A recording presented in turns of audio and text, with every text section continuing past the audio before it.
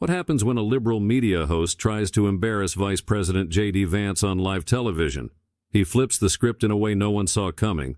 The cameras rolled. Millions of Americans tuned in, waiting for what they expected to be a brutal takedown. The host, Martin Reynolds, had a reputation. He was ruthless, relentless, and always in control. Across from him sat Vice President JD Vance, calm, confident, and completely unshaken. Martin smirked, shuffling his cue cards.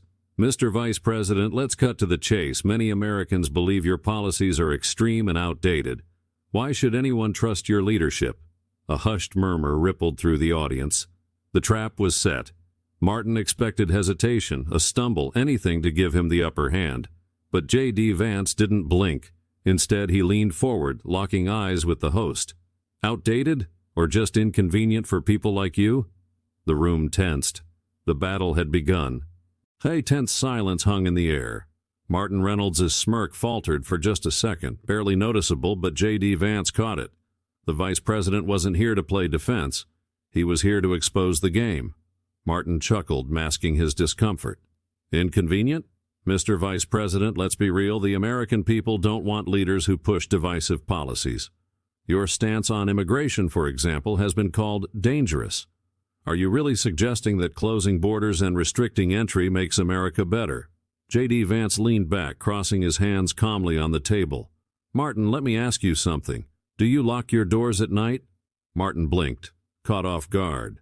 "What does that have to do with—" "It's a simple question. Do you lock your doors?" J.D. pressed. The audience murmured. Martin hesitated, then scoffed. "Of course I do. Everyone does." J.D. nodded. "Exactly. Not because you hate the people outside, but because you care about the people inside." The audience erupted. Some clapped, others gasped. Martin's face tightened. This wasn't going as planned. Martin shifted uncomfortably in his chair. He wasn't used to being on the defensive, especially not with a guest like this. His job was to control the narrative, to corner his opponent. But J.D. Vance had just flipped the script, and the audience knew it. Regaining his composure, Martin forced a chuckle. "That's a clever analogy, Mr. Vice President. But America isn't a house. We're a nation built on immigration. Are you saying we should shut out people seeking a better life?" J.D. Vance didn't hesitate. "Martin, my problem isn't with legal immigration, it's with chaos. Millions crossing the border unchecked, criminals and traffickers exploiting weak policies. That's not compassion. That's recklessness." Martin's jaw tightened.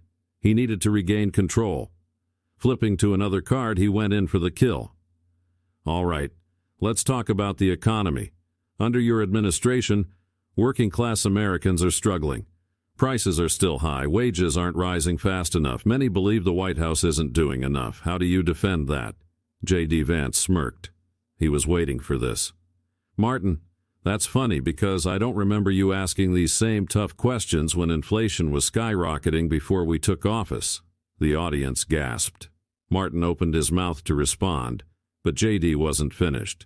"Let's talk facts. Under our administration, we've brought back American manufacturing, cut unnecessary regulations, and lowered energy costs. But the media won't tell that story, will they? Because it doesn't fit their narrative." A few audience members clapped. Martin's face reddened. He wasn't losing control. He had already lost it. Martin clenched his jaw. He could feel the momentum slipping. He had walked into this interview expecting to corner the vice president, but J.D. Vance was proving to be far more prepared than he had anticipated.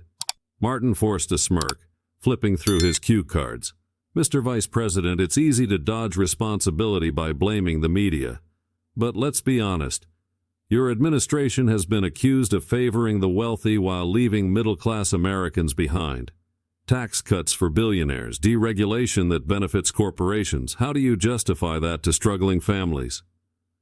J.D. Vance raised an eyebrow, unbothered. "That's an interesting take, Martin. But let me ask you, do you know who's really hurting the middle class?" Martin scoffed. "Enlighten me." J.D. leaned forward. "The same people writing your paycheck." A stunned silence filled the studio. Martin's smirk vanished. J.D. continued, "Big corporations and career politicians who sell out American workers. Under our administration, we've cut taxes for small businesses, invested in local manufacturing, and stopped shipping jobs overseas. Meanwhile, the elites you protect keep getting richer while everyday Americans struggle, the audience murmured. Some nodded in agreement. Others sat in stunned silence. Martin's face hardened. He needed to change the subject. Fast. All right, Mr. Vice President, let's talk about something else. There have been concerns about your alignment with former President Trump. Some say you're just following his lead instead of being your own man. What do you say to that? JD Vance didn't miss a beat. He smiled. I say that's the kind of question you ask when you're out of arguments. The crowd erupted. Laughter, applause, and gasps filled the studio. Martin's grip tightened on his cue cards. He was running out of tricks. Martin's face tightened. He had spent years mastering the art of media takedowns, but tonight he was the one struggling to stay afloat. The audience knew it. JD Vance knew it. Still, Martin wasn't ready to surrender. He leaned in, lowering his voice as if preparing for a final blow. Mr. Vice President, let's cut through the theatrics. Many Americans are concerned that your administration is too extreme, too focused on fighting culture wars instead of solving real issues. What do you say to the voters who feel left behind by your rhetoric? JD Vance didn't flinch. He folded his hands on the table and spoke with calm precision. Martin, the only people who feel left behind by our policies are the elites who have been running this country into the ground. Ordinary Americans, working-class families, veterans, small business owners are finally being heard. If defending their values, securing their communities, and protecting their freedoms is extreme to you, maybe that says more about you than it does about me. A wave of murmurs spread through the audience. Martin shifted in his seat. He needed to regain control, now. So, you're saying the people who disagree with you don't matter? He snapped. JD Vance chuckled. No, Martin. I'm saying that for too long, Washington has catered to the loudest voices in the media instead of listening to real Americans. And that's exactly why we're in the White House right now. The audience erupted into applause. Martin clenched his jaw. His own show was slipping from his grasp, but he had one last card to play. He straightened his papers and leaned in.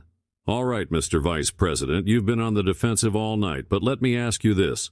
Do you really believe you and your administration have done nothing wrong? No mistakes? No regrets? JD Vance smiled, his eyes sharp with confidence. Oh, I've made mistakes, Martin. My biggest one, thinking I'd get fair questions from you tonight. The crowd gasped. Martin's face turned red. He had just walked right into that one. The studio was electric. Gasps, laughter, and murmurs rippled through the audience. Even Martin Reynolds, a seasoned media veteran, looked momentarily stunned. JD Vance sat back, composed, letting the weight of his words settle. Martin's fingers tightened around his cue cards. He forced a chuckle. Clever response, Mr. Vice President. But let's talk about credibility. Your administration has faced criticism for so-called attacks on democracy. Some say your policies suppress votes, restrict freedoms, and silence opposition. How do you justify that? JD Vance shook his head, amused. Martin, do you know what real suppression looks like? It's when big tech and media giants like your network decide which opinions are allowed and which get shut down. It's when bureaucrats push rules that benefit their party, not the people. That's not democracy. That's control. Martin opened his mouth, but JD wasn't done. You call it voter suppression when we ask for an ID at the ballot box, but guess what? You need an ID to buy alcohol. You need one to board a plane. You need one to get into this very studio. The audience murmured in agreement. Some clapped. JD leaned forward. The real question isn't why we support fair elections. The real question is, why are you so afraid of them? Martin's face hardened. He had spent the entire interview trying to trap JD Vance, and now for the first time he looked like the one on trial. He straightened his tie and exhaled sharply. Well, Mr. Vice President, you've certainly given us a lot to think about, but before we wrap up, let me ask you one final question. He stared JD down as if searching for a weakness. What's next? What's the future of JD Vance? JD Vance smiled, his eyes steady. Oh, that's the easiest question you've asked all night. He paused, letting the tension build. The future? It's not about me, it's about the American people, and trust me, they're just getting started. The audience erupted. The battle was over, and JD Vance had won. The studio roared with applause. Some audience members stood up clapping enthusiastically. Others sat in stunned silence, realizing they had just witnessed something rare. A politician who didn't back down, who didn't dodge, who didn't crumble under pressure. Martin Reynolds, however, was not clapping. His lips were pressed into a thin line as he fought to maintain control of the show. This was supposed to be his moment, his takedown of the Vice President of the United States. Instead, JD Vance had completely flipped the script. But Martin had one last move. He leaned forward, speaking into the microphone with forced composure. "Strong words, Mr. Vice President, but let's be honest. Your critics say that your administration is deeply unpopular among young voters, minorities, and progressives. If the future is just getting started, as you claim, why do so many young Americans reject your vision?" JD Vance smiled. "Martin, let's talk about young Americans. They're drowning in student debt from degrees that won't get them jobs. They're struggling to buy homes because of failed economic policies. They're being told that America is broken, that their future is bleak, and that they should be ashamed of their own country." The room fell silent. "But here's what the media won't tell you," JD continued. "Young people are waking up. They're realizing that the same politicians who claim to fight for them are the ones keeping them trapped. They don't want handouts. They want opportunity, and our administration is giving them that." Martin's eyes flickered with frustration. He had been hoping for a defensive response, but JD Vance had turned the question into a rallying cry. The Vice President leaned back, casually adjusting his tie. "So, if you're asking why some young people don't support us yet, it's simple. They've been lied to, but the truth has a funny way of coming out." The audience reacted instantly. Some with applause, some with shock. Martin clenched his jaw. He had played every card, set every trap, but JD Vance had dismantled them all, and now Martin had nothing left. "Well, Mr. Vice President, it seems we're out of time," he said, forcing a smile. "I appreciate you joining us tonight." JD Vance nodded. "Always a pleasure, Martin. Let's do it again sometime." The studio's on-air sign blinked off, signaling the end of the broadcast. But the energy in the room remained electric. Some audience members were still clapping, while others whispered among themselves, trying to process what they had just witnessed. Martin Reynolds removed his earpiece, his face still frozen in a tight, forced smile. He turned to JD Vance, his voice quieter but laced with frustration. "You really know how to put on a show, don't you?" JD smirked, standing up and adjusting his suit.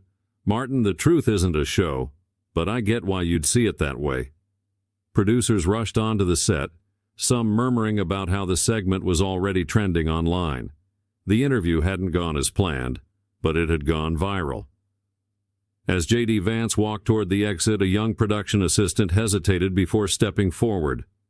"Mr. Vice President?" she called softly. JD turned. The assistant looked nervous, but determined. "I just wanted to say, my dad's a factory worker. He got his job back last year because of your administration. I just wanted to say thank you." JD smiled, shaking her hand. "Tell your dad he's the one who deserves the thanks.